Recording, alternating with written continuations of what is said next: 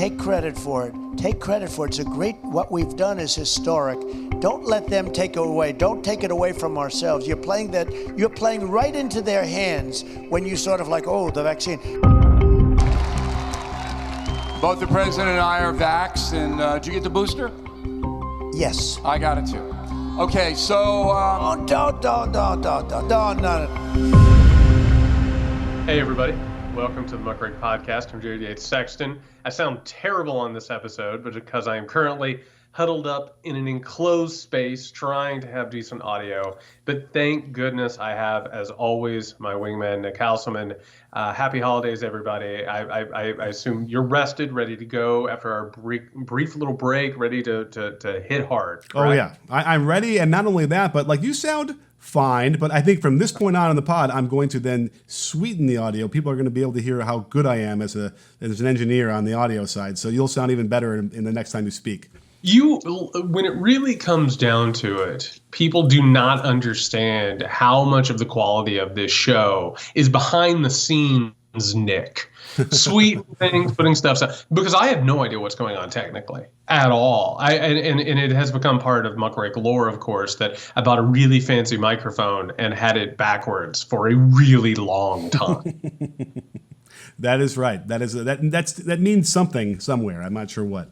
It does, and for what I lack in audio ability and you know that sort of lack of know-how there, I do have to say, and unfortunately this is one of those where I believe we had it. We had talked about as the Biden agenda was getting ready to go through Congress, when of course the infrastructure bill and the social safety net part of the bill got split. Nick, you and I talked about this.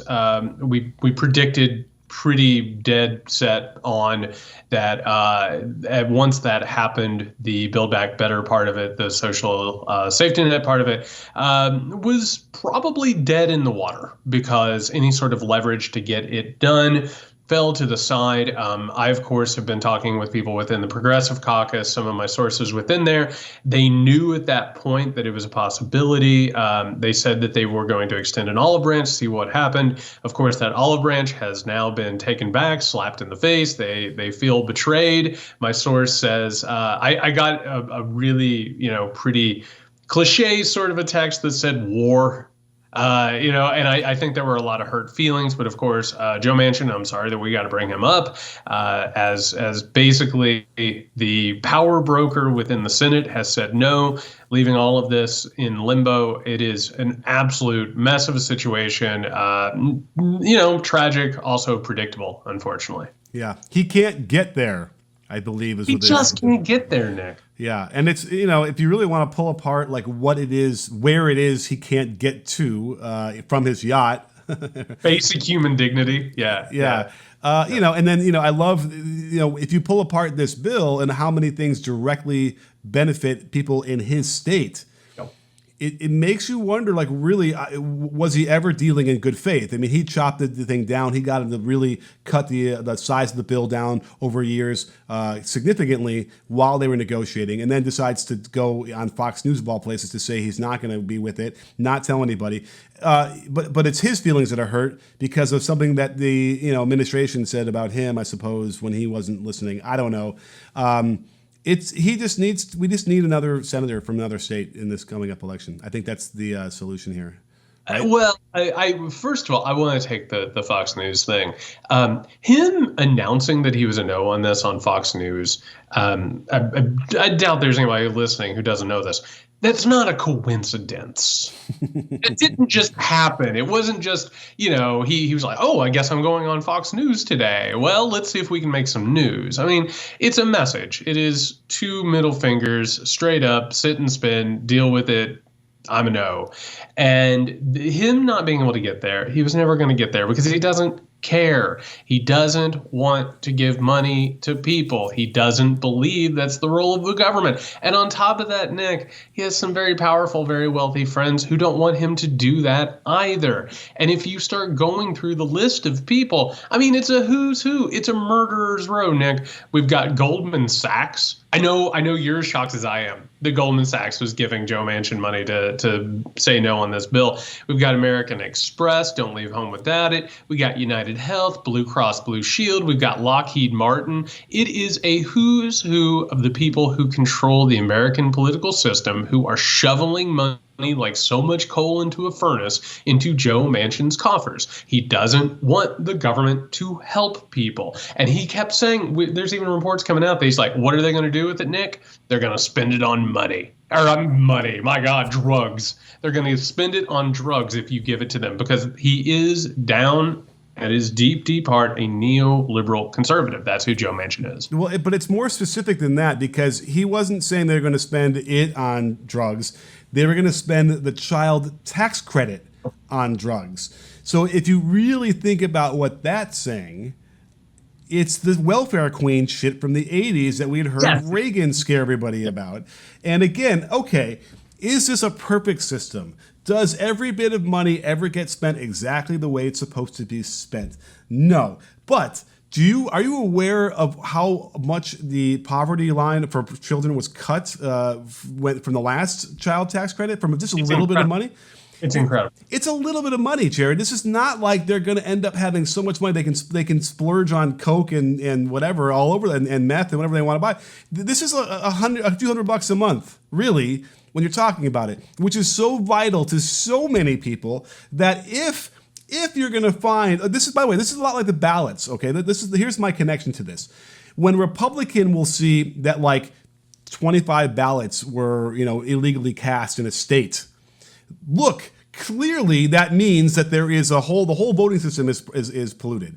Well, just like the same thing here, where if you're going to find, of the millions of people in West Virginia that get a child tax credit, if you're going to find 25 of them who ultimately didn't spend it on their kid, for instance, and then use it for drugs because they are in a terrible situation where they are addicted, okay, like, I think it's worth it to allow everybody else who isn't going to spend it on drugs to actually lift their children out of poverty, if that's where they are, or lift themselves out of in the situation and give themselves a break for even a few months. It's insane how he is able to point to that specifically, and that seems to be the reporting that's well sourced. That's what he said, that's what he meant, and I guarantee you that was a huge reason why he decided to cancel the whole thing. I'm glad you brought up the idea of some of these funds being misappropriated, because there's this really interesting little finding that came out in the last few days, which is that nearly 100 billion, with a B for boy, $100 billion in COVID relief loans and funds were misappropriated or stolen. Do you see Joe Manchin standing up in the Senate screaming about this, saying we're never going to help businesses anymore. We're never going to give corporations handouts anymore. My God, they're just going to misappropriate it and use it and steal it. No, you don't, because this is about the individual. It's believing that humans, the individuals, are not capable of taking care of themselves. They're not to be trusted. In fact, the entire purpose of government is to protect businesses from those people. Right, because they're dangerous. If they pick up pitchforks and torches, they're just going to steal. They're just going to use it on drugs. They're just going to spend it on candy or soda or whatever in the hell it is at that day. The entire point of his philosophy is to never give these people anything and to always hide it behind exactly what you were saying, which is this dog whistling bullshit, right? And it's always like, oh, the kinds of people, wink, wink, nod, nod. There's a woman in Chicago, right? Yeah. There's a woman in Chicago, which everybody knows what you mean when you say that. It's this dog whistling bullshit that says, oh, we can't possibly help anybody because there are people, quote unquote, out there who are going to take advantage. Right. These people, it does a lot of work when you're using those phrases. People. And again, if you want to know why it's important to understand the true history of this country, it's because you're describing the exact way they framed the Constitution. Exactly. These people don't deserve to have rights. We can't trust them to have any kind of power and have any kind of agency in this. So we will write it down in the Constitution, of which these Republicans will hold up in our face to say this is what we're fighting for. The only reason why they don't want CRT or whatever they want, the real truth in the schools, is because you realize the whole thing is propped up by these people and having these people oppressed. And it's just as someone who's not oppressed, it's disgusting for me that we can't get the rest of the children who are in this country out of poverty because some asshole who relies exclusively on coal and keeping climate change from actually helping the country or helping the world. So here's the thing, Jared. Like, I don't wish ill on any fellow human. We are all part of this, this world. But is it really too much to hope that I don't know. I wish maybe Manchin would sit on a tack or something like that. I don't know. That doesn't work either, does it? Yeah, you're really. What is? Isn't there a line there? Sit on a tack that's facing up. I don't know. There's something painful happens. Now all of a sudden your mind has been taken over by violence. See what I don't happens? know. Sitting on a tack is not violence, is it? It's just a little pain, Up and down. I see what's happening. Right. Okay. So I don't wish ill on anybody. I don't want anyone to ever have to suffer or anything like that. But I understand to some degree why Manchin could be a target of people who would like him to run into a door or something. I don't know, feel some sort of pain for what he's doing in retaliation for what his positions on this bill. Yeah, and I want to again, we're not going to spend all this time on Manchin because he is who we thought that he was. And he's always been that person. And on top of that, he represents a lot of different people. I mean, there are a lot of Democrats who undoubtedly don't want to vote for this bill or aren't interested in this. And neoliberalism is at the heart of all of it. And I want to point out that a lot of these conversations, and I want to go to a guy who has an incredible platform. So much sway, so much power. Of course, this is a person who has been involved with everything from Obamacare to any sort of democratic legislation that's out there. And this is Ezra Klein, who, of course, is a columnist with the New York Times. He's a best-selling author. He has one of the biggest podcasts in the world. And I want to go through a couple of things that Ezra Klein has said in the past couple of days, which show, and again, moving away from Manchin, it shows how little some of these people understand exactly what's happening because they are part of the problem. Ezra Klein, when Manchin comes out and says he's a no on Build Back Better, I'm going to read this tweet. And this is one of the dumb-ass tweets of the year. I know we got to December without one of the dumbest tweets, which is incredible. Ezra Klein immediately, and this is after Joe Manchin goes on Fox News, he says, instead of giving confusing comments on Fox News, Manchin should just publish his plan on Medium, which, by the way, he doesn't have a plan, right? Second of all, what a tech dork. Publish it on me. Come on. And he says, it'd be much better to have a conversation that's clear about what he will support than what he won't. He's not going to support anything. He doesn't have a plan. He's in the Senate to say no. And you keep having these people talking about this situation as if, oh, this is a bargaining chip, right? He's just trying to get the numbers in place. He's just trying to do this. No, there is a main political ideology of neoliberalism which says, do not give money to people. You give money to businesses. You make markets free. If you give money to people, you're going to mess up the market. They're going to steal it. They're not worth it. It's austerity, austerity, austerity. And people like Ezra Klein, a lot of our political pundit class, a lot of our political class, they don't understand that the ideology that they have, and Ezra Klein is a neoliberal. He believes in free markets and means testing and all this stuff. They don't understand that Joe Manchin is a creature of their own design. This is the system that they have created. They don't want government to solve problems. They want government to facilitate money and wealth and markets for corporations. That's how we get to Joe Manchin. That's who Joe Manchin is. He's not like It's not like he's a guy who's out there making decisions. He's checking his political action committee. He's checking his war chest. He's getting paid by your Goldman Sachs, by your Lehman Brothers, all of those. They can't wrap their heads around the idea that, oh, he's just trying to balance budgets. No, this is the entire purpose, and it can't keep working like this. Sure. I mean, one of the big reasons why we still have like fraternities, for instance, and Hell Week, is because the people that are in the brothers in the fraternity now had it happen to them. So they're like, well, we now need to have it happen to somebody else because I did it. They need to do it. I have to imagine that Manchin is in the same boat as a lot of people, thinking that, well, I grew up, but I didn't have anything given to me. So I now need to make sure that no one else has it given to me because look how well it did for me. Right? Like, sort of must be the ideology. And I got to tell you, there are some very serious people that have studied this for a long time that have that kind of take on what government should be. Yep. And I don't want to necessarily say like they're completely illegitimate, but when you look at the results, if we're talking about, I mean, there's always process-based and there's results-based looking at things. But when we're talking about like children starving or people having to live on the streets because of this and what good it can do, aside from the fact that there's probably going to be waste all over the place, I get it. That is what becomes inhuman for a country as wealthy as us to allow this under this notion of, well, because I had to go through it, it was really tough on me as a white person in this society who already has 10 legs up on everybody else, then everybody else who isn't white should have to deal with that. And white people too. That just doesn't make sense to me at all. It's the same thing with student loans and why people want to rail against getting rid of those. It's like, let's take a generation and eliminate that for at least give somebody some benefit from that, some help, going forward. It's really, it's probably another reason why we can't get anywhere because I can't get there.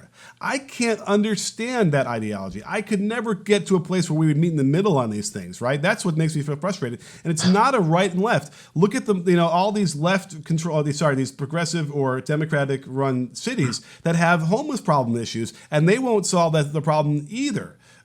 This isn't necessarily a political party issue at this point. There is something fundamentally broken.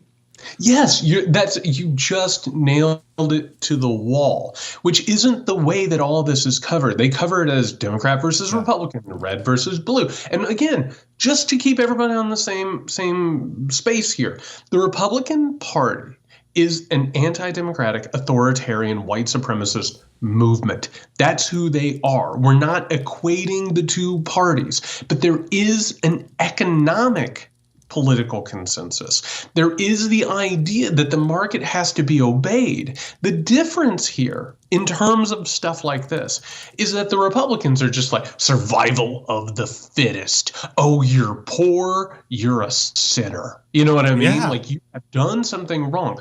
The Democratic Party, or people like Joe Manchin represent and other neoliberals within the Democratic Party, because neoliberalism goes across both spectrums. Yeah.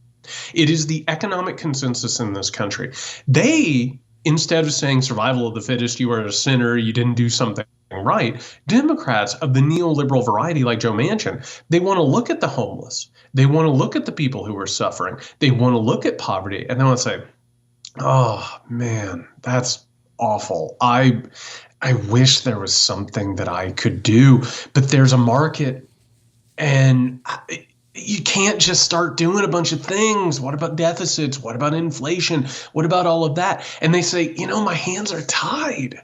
I wish so bad. And, maybe the wealthy will donate some money. And by the way, that's all about tax write-offs and actually creating a government without voting, right? Mm-hmm. Without democratic consequences. It's basically doing things without people getting elected and saying, let's give money to these people. Let's give money to those causes. So what do? They say, our hands are tied, which is another reason why the federal government is losing power. They are giving it to the states because it's by design. Neoliberalism is about standing there and creating gridlocked government. And there's a reason Mitch McConnell is inviting Joe Manchin to the Republican Party. They have the same function. They are paid by the same people. They are encouraged and supported by the same people to say, no, the government shouldn't do these things. Right. Now, and the response, I can see your hand ringing in case you're not watching this on YouTube today. From like liberal, wealthy people in these big cities, it's like they just kind of don't want to see it. You know, it's almost like just put it somewhere we don't see it. And then as a result, you get like Skid Row. Skid Row is a real place. This isn't like a made up thing in Little Shop of Horrors. This is a real place, downtown LA. It's blocks and blocks and blocks of tents and people living on the streets. But it's not just there. And then it's all across LA. It's all across San Francisco, all these places that are run by Democrats. And I think that, there is a sense of like, these are fellow humans, and I wish something would be done, but like nobody knows who their local people, the people locally who run the city are. No one knows who's in charge of these things. No one, it almost becomes a thing where it's like, I just don't know what to do, so I can't do anything about it. And that's about it. When if we finally did have a movement with this, where, we could demand some accountability. I shared with you a thread earlier on Twitter about someone who has been studying this and has really interesting information. It's only I think she said 8,000 homeless people in San Francisco. How hard is it to solve that problem for 8,000 people? Now, I got to tell you, in LA, it's got to be higher than that. But let's just say it's 20,000, 30,000. How hard would it be to solve that problem, or at least make half of those people, have the shelters to live in and be on a path to getting out of their situation where they can then. But here's the biggest problem: is what is that path out of their situation? Are we just going to try and shove them back into the meat grinder of you're going to go to get this job and you're going to borrow this amount of money and then live your entire life paying it back until you die? I don't know what that solution is either, because some of this problem are people who probably rejected capitalism in the first place. So a lot of what we're talking about here is the legacy of this, right? Because what happens with neoliberalism, particularly when it's being birthed, and we're talking about Ronald Reagan here, by the way, I know everyone is shocked, but Ronald Reagan is brought in by all of these economic ideologues who want to, they basically believe, and there's this guy named Friedrich Hayek who believes the government shouldn't invest money in anything, because to invest money in something means that it's endorsing an idea or a people over other people, and it leads to tyranny. So the idea is with Reagan that he's going to come in and he's going to take away all social programs, right? So all of a sudden you're going to close down places that treat mentally ill people. You're going to take away shelters. You're going to take away programs that help these human beings. So what ends up happening, right, in this new system? You have a bunch of people who are obviously living in the street who are suffering. And it's kind of useful because on one hand, it keeps everybody looking at them and saying, oh my God, if I don't go to work, if I don't follow the line, if I don't do the right thing, I'm going to end up where those people are. But eventually it reaches a point where now the same people who believe that economic philosophy, political philosophy, those same people are like, oh my God, have you been on the streets? Somebody needs to do something. And when they say somebody needs to do something, they mean law enforcement needs to move them away from me, right? Mm-hmm. And then they can use it to push reactionary conservative movements and policing and all of that. What we're talking about right now is a failing system. It doesn't work. It has consequences when you take out all of that government funding and push it towards militarism and bases and resource extraction and all of that. They're kicking the can down the road as things get worse. And as things get worse, they're like, well, I mean, my God, we can't fix any of this shit. We should just hire more police. And eventually what's going to happen is they're going to keep pushing more and more crime legislation, which you'll notice nobody questions deficit spending when it comes to law enforcement, right? You just run up the deficit, go crazy, get more cops on the street, give them militaristic weapons and make them basically soldiers of fortune. But eventually what happens is it moves into another realm where you're not going to help people. You're going to give money to those enforcement activities as opposed to giving them housing, giving them mental health treatment, giving them jobs, any of that stuff. We could solve it. We could solve any of those things if we simply reverse course. But people like Joe Manchin, Mitch McConnell, on both sides of the aisle, by the way, it's not all of them, but there are a lot of these neoliberal ideologues who are pushing this idea, and things are getting worse. And their ideology is failing, period. Right. It's not even like we reverse course. You have to fundamentally change the thinking process of a huge swath of people, mostly in politics. I'm not even sure. I would imagine if you polled the country, similarly how we would poll the country for a lot of things where like everybody, like even abortion, for instance, abortion is supported by 70% of the country. I would guarantee you that 70% of the country would say, let's spend whatever money we have to spend to eliminate homelessness and to eliminate child poverty. Like, I'm sure we get more than 70% of that. Here's an interesting take I got, and I've been watching some interesting stuff this last week about documentaries and whatnot. Here's my take, because you're describing the notion of, I'm picturing like, conservative, middle America, silent majority people saying, get these people out of my face, I don't want to have them see there. Part of me feels like it's the same reaction they had to hippies in the counterculture. And the counterculture certainly spawned a lot of homelessness as well, right? People would leave home, they get stuck in like the Haight-Ashbury district of San Francisco. I have a feeling you might be able to trace a lot of the homelessness issue to, that era when people were flocking there with no money or anything. And so I kind of feel like there's this notion of, as Reagan comes along and as a direct response to the counterculture and to what the 60s represented, which was a moment where we thought maybe we did have some hope that the things we're talking about would have been enacted across the government as well, and people would be treated with more humanely. Well, we trace the counterculture and that thing to Reagan ends that, right? And the 80s become this new era. Disco, again, disco is everywhere. It means everything to me. The death of disco, I think, is the end of the counterculture. I think if we're looking for the end of the 60s, it's not 1970, it's not Carter, I think it's 1979, where that was the run from 66 or so to 79. And so I don't think it's a coincidence that Reagan takes power at the same time like that disco dies, because those two things kind of are connected in my mind and bring us directly to where we are now. In this weird way, where we have people who the ideology is now sunk in after 30, 40 years of, we cannot help people if they're not going to pull themselves up by their own bootstraps as well. And it's intractable. I don't know how we get back to that. Yeah, so the idea for a long time, it was based on the ideas of John Maynard Keynes. And John Maynard Keynes, basically his ideology came about during the New Deal, when it was the idea that, no, in order for the economy to work, the government needs to invest money in people, and like in these projects and keep things circulating. But afterwards, people are like, well, I don't want to give money to people. Let's give money to the military instead. So what actually happens is there's a shift in resources away from human projects into militaristic projects, right? And then in the 1970s, that sort of starts to fall apart as we start to have, of course, what some people will call stagflation. And all of a sudden they say, you know what, this doesn't work anymore. And neoliberalism is there to pick up the pieces. Mm-hmm. And neoliberals, the original founders of this idea, they were really freaked out about the idea of mass movements. They were really freaked out about democracy. They didn't want you and me to run things because I'm not an economist, you're not an economist. And this is the problem. And we're going to talk about Donald Trump here in a second. But think about the deep state that they always talk about, right? The deep state is the idea that politics is run by an unelected group of people. And it doesn't matter what party wins an election, right? That's not wrong. That is basically how politics have worked, because it's been moved towards technocrats. Technocrats like Ezra Klein, by the way.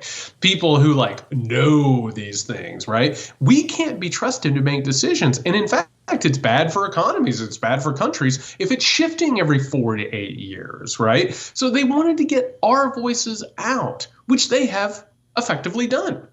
And what happens, by the way, and we'll get to this in just a second, instead of voting to make changes, you use the dollar to make changes, right? Mm-hmm. All of a sudden now it's about what you buy, what brands you buy for, what causes you support with your money.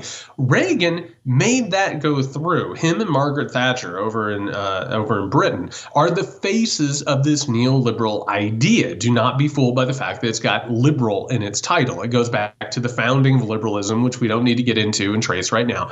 But the entire point is where we've reached now, which is, by design, the United States Senate is not passing things to help people, right? It's technically just a place that gives tax cuts and occasionally rolls back regulation. It's not doing it for us by design. What we're talking about here is not just Joe Manchin waking up and saying, I think I'm a no on that bill. It is a project, and we are living in the consequences of that. And unless we realize that, and unless we move forward and fight back against it, that's it. God damn. If it took my rambling, incoherent screed about disco and whatever to open up that from you, then it was all worth it. Because I think you're exactly right, because it is about that cultural change. It's about a giant shift in the epochs, for sure. And that is right around the time where that's happening. I think the problem is that when you start looking at things like solving governmental problems on like mathematically, you get into some real problems. It's kind of like what we're seeing in sports, where it's anti-human. It's literally anti-human. You're exactly right. Yeah, yes. they boil down the sports to analytics, and they forgot about the fact that humans actually have to interact in these team sports. And if you don't pay attention to that as well, in conjunction with the analytics, you're going to suffer. And that's always been the problem, where they separate these two things, and they're never able to sort of holistically come together.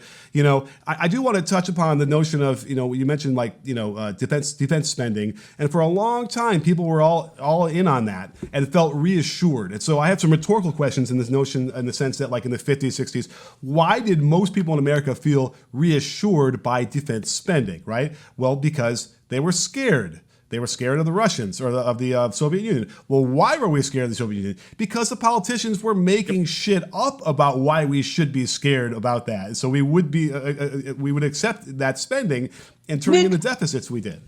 Nick, I was doing research on this for the book, and it's like during the Cold War, right?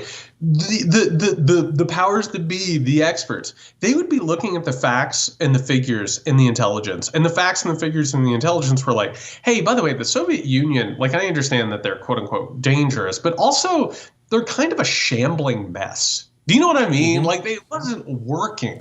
It was a big, giant mess of a project. And they said, well, the numbers in the intelligence can't be right because we feel like they're a problem. You know what I mean? So you're exactly right. Like the way that they dealt with it was to create paranoia and to move reality around to what they needed in order to get the money in the spending, which is exactly where they're at. When they're thinking about, oh, should I pass this bill that helps people? You're like, no, there's that woman in Chicago. No, they're going to use it for drugs. So it goes ahead and it takes the statistics, it takes the rationality, it takes all the humanness out of it, and leaves you with this just absolute cruel, bloodless type of politics. Sure. The lengths the military and the CIA and the FBI went toward creating a war but it couldn't be with the Soviet Union directly, because they did sense that would be the annihilation of the world. But the amount of things they did to try and force wars, proxy wars in Vietnam or in Cuba, were endless. So, by the way, and that almost, would dispel any JFK conspiracies, because in theory, they could have blamed on the Russians, and that obviously would have started the war, and that would be what they wanted. They wanted war so badly. Dr. Strangelove is not a science fiction movie. It's based in reality and what they were trying to do. But the bottom line is, it's like, these things are long-standing effects. And again, we go back to like why we need to learn about the origin of our country, because the inherent effects it has on the way people think about what the government should be in this country, these influences last decades upon hundreds of years. Generations. Yeah. And it's exactly why we're here now with Trump. It's because of all those things. And and the people who might want to say, don't worry, we'll have an election and we'll change everything around and it'll all be great again. Like, we have ebbs and flows of that, but you can see the nefarious parts when we get into those moments. Those last forever. Like they are deep-rooted influences on people that require like basically death before we can get away from that ideology from that group of people. And even if that gets us away, because it's passed down generation to generation. I mean, one of the weird things that's happening here, and there's a strange thing, because we those of you who listen to this show all the time, you know that a lot of what we're tracking is the radicalization of the American right and the growing authoritarian problem, and all of its weird psychological implications, like where it's coming from, where it's going, what it's doing. And there's this very strange thing that has happened over the past couple of weeks as the holidays have been going on. Donald Trump, by the way, who's, again, a complete and utter buffoon, and he's a symptom. He's not the disease, has been going around. He's been doing interviews. He's been on a speaking tour with Bill O'Reilly. And by the way, what a hot ticket that must be. You know what I mean? Going and watching those two. And Trump was on stage with O'Reilly, and then later on he did an interview with Candace Owens, who, I mean, just an intellectual heavyweight. Candace Owens is, I mean, just incredible. And in both of them, Trump got in front of crowds and then Candace Owens and said, don't be afraid of vaccines. I created the vaccines, right? They're not killing you. It's the COVID that's dangerous. And I actually saved a bunch of lives by, Operation Warp Speed. And by the way, that is true. That thing, and whoever would have been president, by the way, would have done it. It wasn't like Donald Trump was in a lab cooking things up with a beaker. But meanwhile, he gets booed at this one thing. There's a major outrage after the Candace Owens interview. And by the way they were trying to clean it up, I love this clip of Alex Jones, of course, who was like, "You're either ignorant or you're evil." You are either completely ignorant about the so-called vaccine gene therapy that you helped ram through with Operation Warp Speed, or you're one of the most evil men who has ever lived to push this toxic poison on the public and to attack your constituents when they simply try to save their lives and the lives of others. We're about to lay out the basic, incontrovertible facts that what you told Candace Owens just a few days ago is nothing but a raft of dirty lies. And he believes that because he comes from a generation, like people, you oftentimes forget like how old Trump is.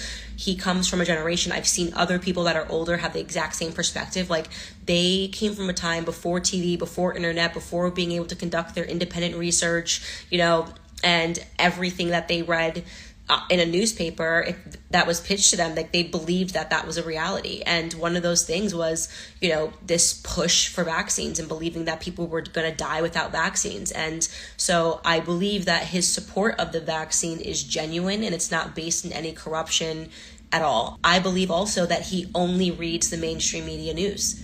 Believe it or not, I do not believe that Trump reads or partakes in any other news sources. I don't believe that Trump is on the internet or, that he necessarily uses the web to try to find, obscure websites. I think that he just relies on, typical mainstream sources. So then we, of course, have Candace Owens, who's out saying, "Oh, don't worry, Donald Trump's just old. He reads everything that he believes in the newspaper," which, if you believe that, why do you want him to be president? A guy who can't, understand facts, figures, and research for himself, and he's being misled by newspapers.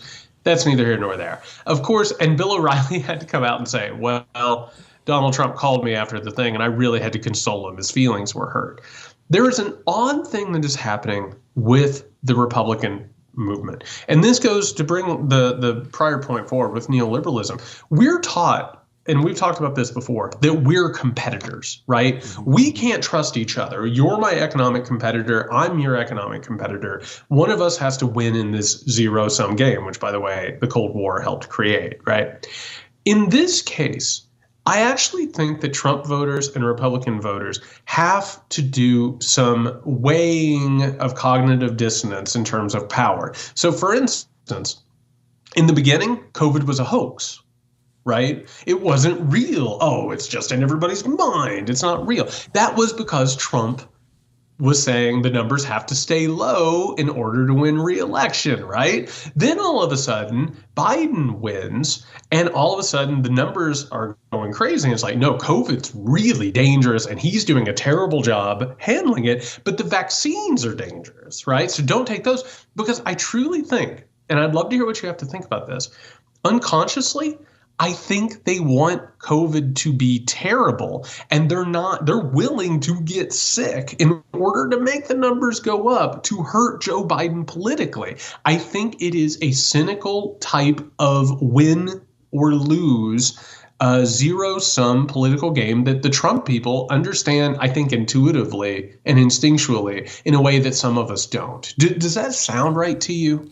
Well, it also sounds like what Trump was accusing people before the election of doing too. Like people are getting sick because they want to. I think he accused the Democrats of that to get the numbers up and make him look bad.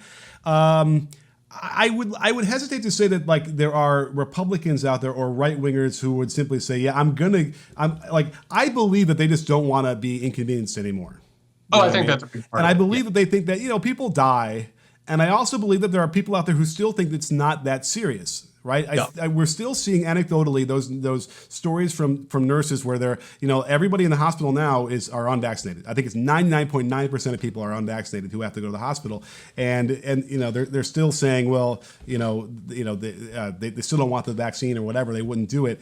But the question I have, I wrote down my notes before we recorded was, would there have been such a big anti-vax push without Trump? Let's say Trump was not part of this equation. I kind of think that there would have been anyway. I think he's weaponized it. I think he's exponentially increased this notion. And I think the internet itself is really the biggest problem here, because you didn't used to have these crazies across the country being able to connect with each other. And once they connect... VHS tapes to each other. Yeah, right. And they send letters, right? Like, with a banjo playing in the background. Like, that's what it used to be like. But now that you can find, like, a few of these people across the country that you can connect with a lot easier, that starts to bleed over and infect, like, the people next to them a little bit more. And that's what's created this movement. Because we've always had these people in our country, right, who would rebel against vaccinations. So that's really what I'm more fascinated with is, like, was it really Trump who ultimately created the situation we're in now versus it would have already happened anyway?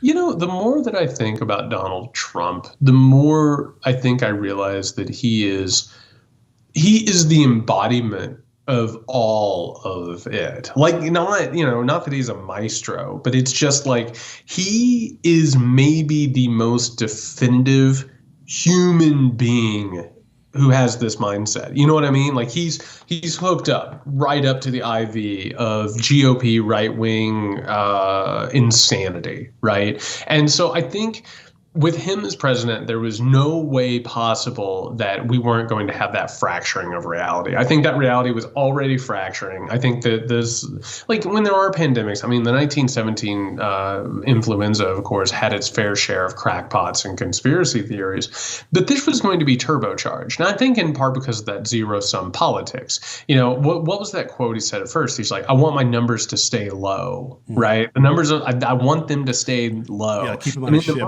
Right. In the mind, it has become very much that American life is about living your life, right? Living the life that makes you feel good, living the life that conforms or makes you feel bad. A lot of people really like being pissed off in this country. They just dig it, and they like just having somewhere to throw their anger. I think in terms of the vaccine, and this is what I'd be interested to hear from you, do you think if Trump would have won re-election, do you think with the vaccines coming out post-election, do you think that his supporters would have gone along with getting vaccines, or do you think there still would have been such an anti-vaccine thing? Because Fox News, the right-wing ecosystem, the internet sites, all of that, they had an economic incentive to give people a different reality than CNN, MSNBC, New York Times, and all of them. Do you think there would have been more vaccines, or do you think it would have played out largely the same way? Well, one thing that comes to mind is that Trump had gotten the vaccine but didn't tell anybody. It was in secret. That's a good point. While he was in office, I believe, right? That's what happened, right? I believe is how that works. So that's one thing that's interesting. Why he was already, before even the election happened, like kind of recognizing what the movement was like about vaccines coming out, I think. So the question is, if he wins re-election, the cynical version of me says, no, of course Fox News would be pushing vaccines. Anything to make Trump look good. They've gone back and forth. Yeah, kind of, but it's not before, but yeah. You're right. I think they probably would have gone more with that. Yeah. So I think that here's what's really interesting is you're almost saying if Trump would have been reelected, we wouldn't have had Omicron. Oh no, I think we would have had Omicron because, again, going back to neoliberalism, you had to have profits of the vaccines. Right. So I mean, as a result, you can't just get that around the world. So at this point, I think the pandemic is more or less really bringing to a boil the problems of neoliberalism. We can't give money to people. We can't help people. We can't do anything politically. We can't be one people ever, any way, chance, or form. We have to do everything for profit. And this thing exposed every problem with it, I think. Right. But just to be clear, in my mind, if Trump won, yeah, you would have seen Fox do reports about how important the vaccine is and everyone should be getting it. I do feel like that's probably what they would have done, only because it's clear that that's what they're doing now on the opposite version of that, because they know how important it is. They're all vaccinated, but they continue to erode confidence in the vaccine in a very overt way. But as a result, it's only because, it's interesting because it's like they're doing what they know their viewers want to hear. Yes. So it's a reactionary thing. So in reality, though, but then, there are moments, I'm sure, where they will get out in front and try and influence the discussion as well and create their own reality. So either way, Trump would have called them and said, listen, this is my vaccine. I want to make sure people understand that. You got to push it. And they would. And so that's what would have happened, I'm sure. And it's disgusting and it's horrible. And we're going to have hundreds of thousands of people dying because of it. And to underscore all of this, their reality can change on a dime. It is not consistent. It is the most cynical, changeable, malleable possibility that there is. You know what I mean? Like it literally from one moment to the next, it can move. Some of them believe what they're saying. Others are just bullshitting constantly and grifting. Some are in between and moving back and forth. But you're exactly right. They are selling the people what they want. I think that's one thing that I think we get lost. I was thinking about that this morning, is a lot of people think about this as brainwashing, but you want to go back to the Cold War, one of the discoveries is there's no such thing as brainwashing. You can't get people necessarily to believe what they don't want to believe or what they don't already believe a little bit. You can steer them into it. You know what I mean? Mm-hmm. Like you can go ahead and turn the knob a little bit. You can prey on their absolute worst instincts, their paranoias, their racism, their sexism, their classism. You can do all of that. And it's what Fox and Trump and all of these movements and enterprises do is they know that there is an economic incentive for it, that there's a market, right? There is a demographic market out there that is waiting for someone to sell them the reality that they want. And that's what they do. They just sell it to them constantly. And they basically sell their own anger and their own prejudices back to them. Well, to touch upon the malleability of their ideology, look at the evidence of Trump being booed at his own rally. I mean, let's think about who goes to these rallies. These are the people who love Trump and would never, say anything ill of him, and yet they're willing to boo. So what that also tells me is that, Trump is only 2 sentences away from becoming, a pariah. He could easily say something else like that would go against their ideology, and then they might even disown the guy. So don't you think that, okay, and because there's a couple things to follow here. Don't you think when they're booing him, they're not booing him because he's endorsing vaccines, although that is like the message, right? They're booing him because they think that he's saying something that the Democrats want, right? That it's something that the enemy wants. Like, I don't think that, like, they'll say that they believe that it has like the mark of the beast or microchips or, whatever bullshit is being said today. But I think deep down, it's like, how could you say that you're going to help the other team? Right. Like, and I think that they feel and I think that they sort of have that brain worm where they're like, you know what, I love Trump, but he's getting a little older and maybe he's lost his fastball, which I actually, and this will be something I'll be interested to hear from you. I think it does open up the possibility of a challenger. It does open up the possibility that and it depends on the instincts of these people. The Republican right-wing extremist market, they love Ron DeSantis. That is the one that they are pushing because he has a lot of Trump's characteristics to him. He's craven. He's an opportunist. But I think it opens up the possibility. I almost feel like not necessarily a pariah.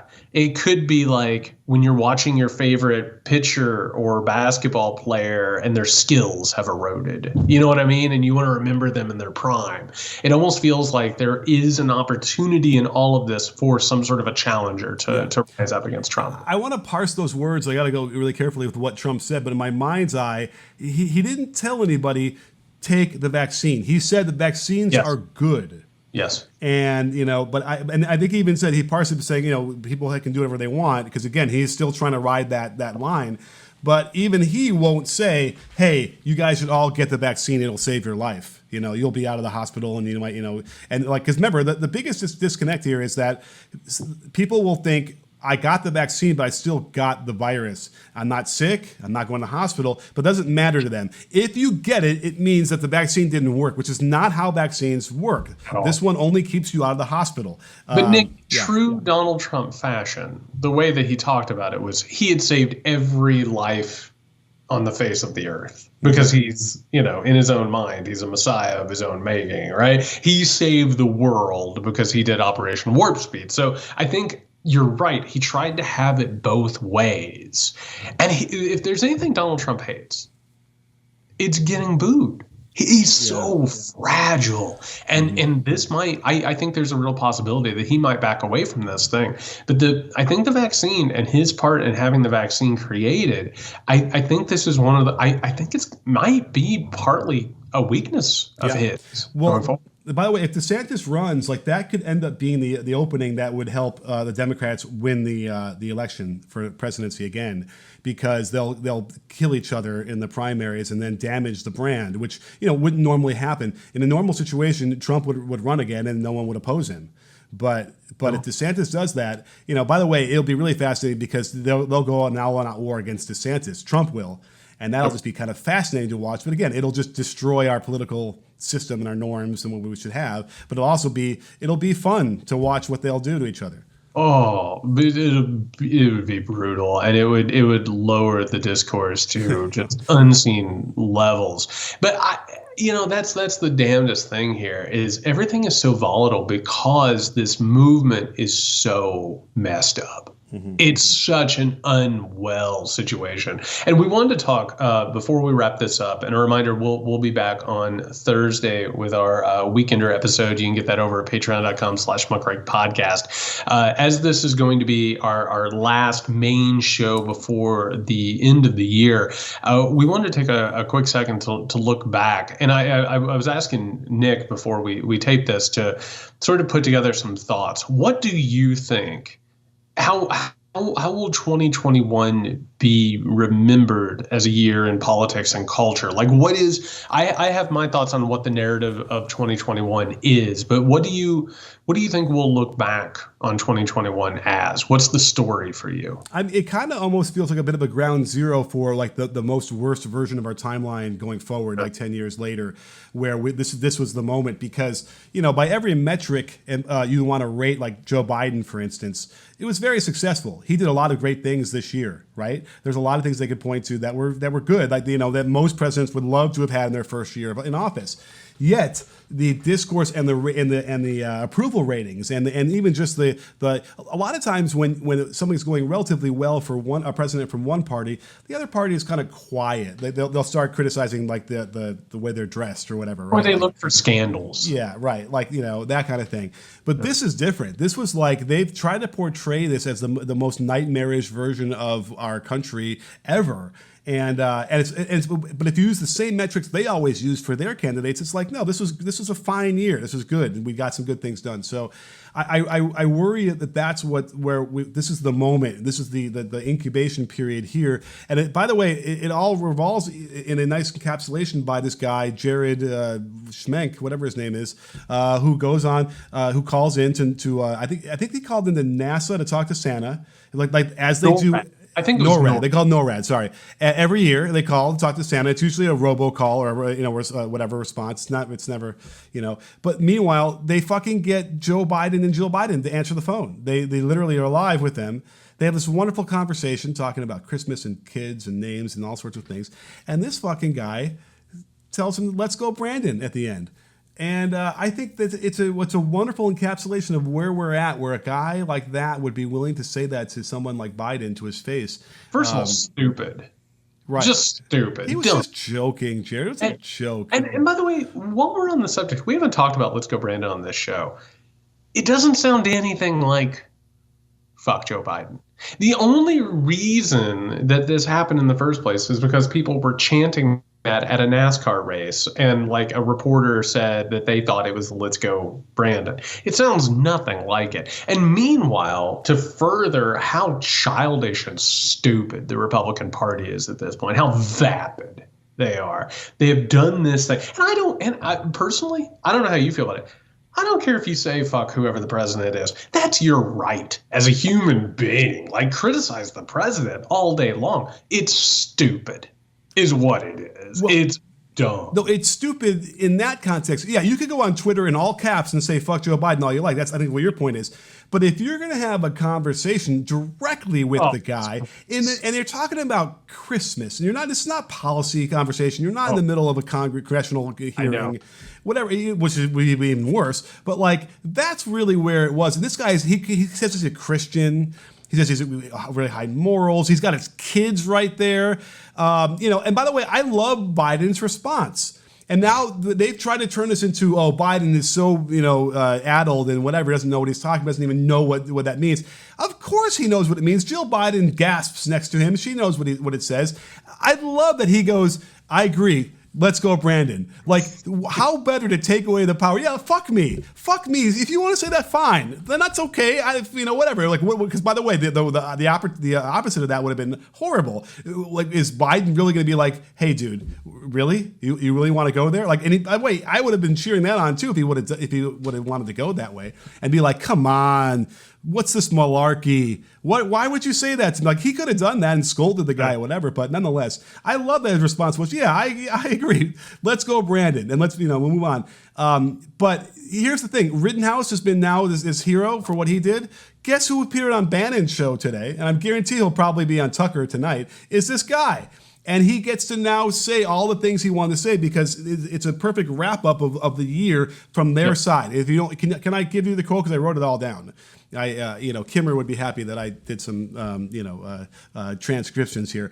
But he basically goes that Let's Go Brandon encompasses the entirety of our frustration with Joe Biden. The administration, the leftist mob, the cancel culture, the mainstream media, they are the ones who made this a thing.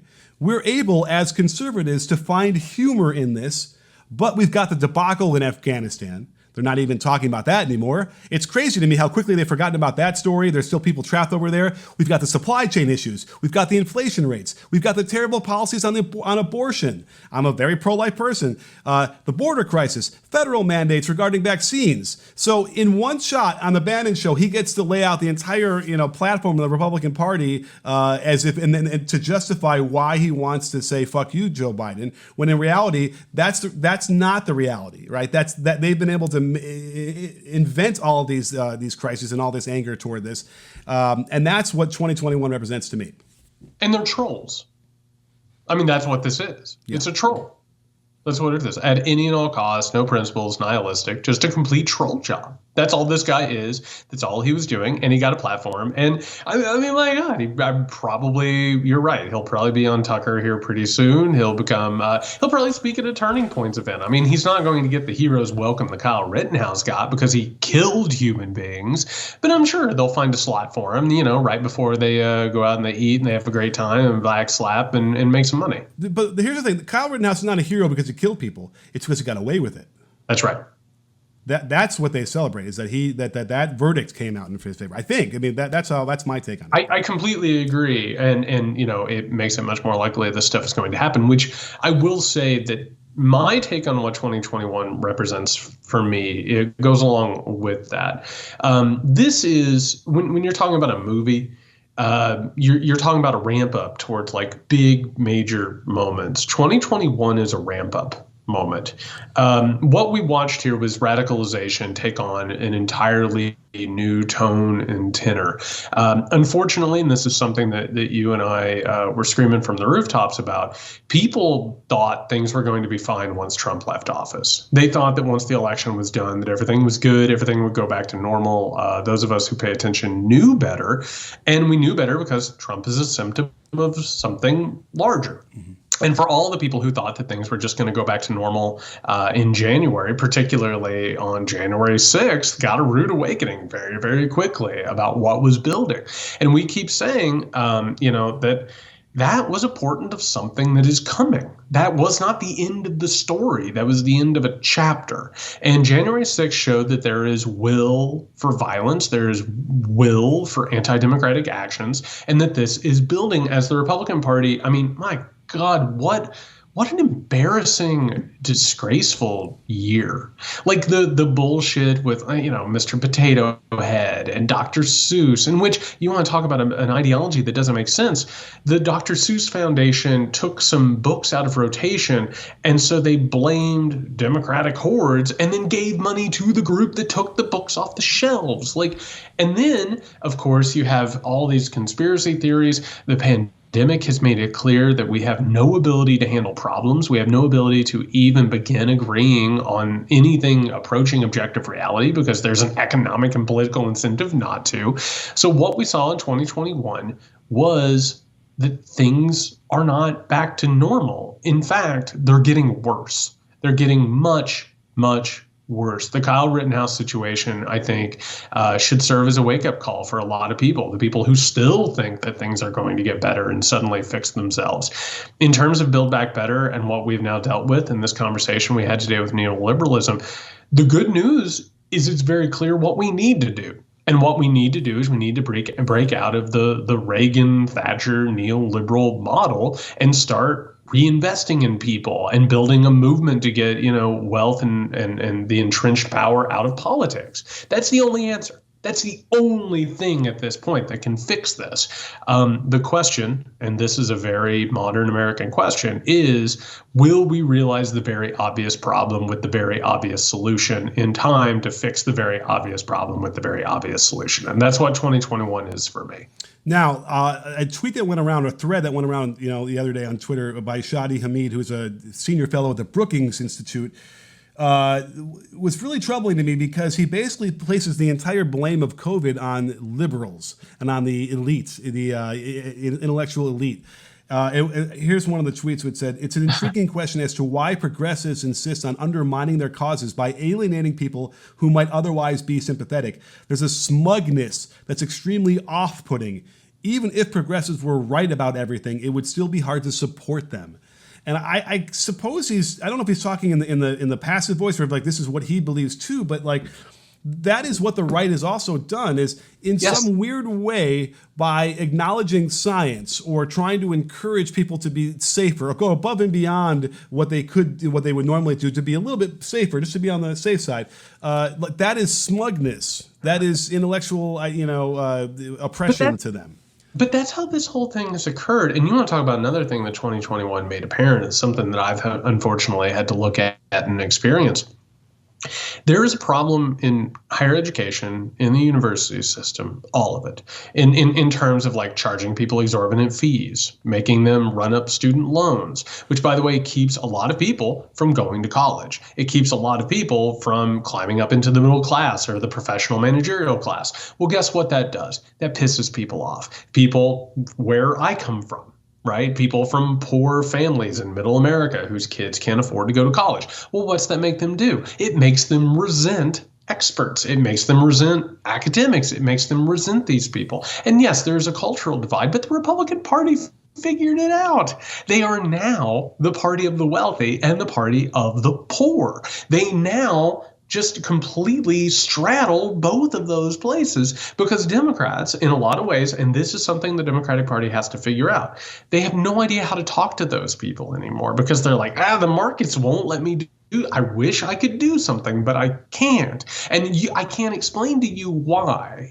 Right? Mm-hmm. I can't explain to you about deficits and inflation and means testing. In fact, all of their solutions involve forms and programs that those people don't know how to use. They don't even know how to access it. The people that I'm talking about, my family, the people I love, they don't know how to get all of those things. They haven't been taught, right? So they now have created themselves as this completely malleable bullshit party that doesn't stand for anything except for power and profit. But they have managed to create this bizarre coalition that oppresses everybody except for the white, wealthy political class. That's it. And the corporate class. That's it. But otherwise, they now straddle basically all parts of society.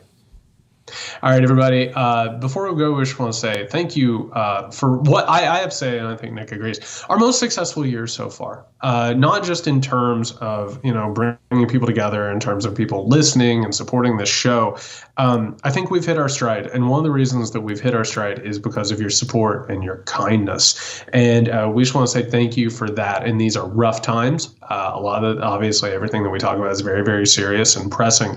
But you make it worth it. You keep us going. We're going to get back in 2022. We're going to keep fighting. I'm not giving up. You're not giving up. Nope, I'm not giving up. Hey, listen, things are okay. Except for COVID, things are okay. Yeah, we're going to get there. We're going to beat this. Hopefully, let's make 2022 a better year. Happy New Year to you and yours. If you need us before 2022, the future, you can find Nick at Can You Hear Me SMH. You can find me at JY Sexton. Until then, everybody, stay safe.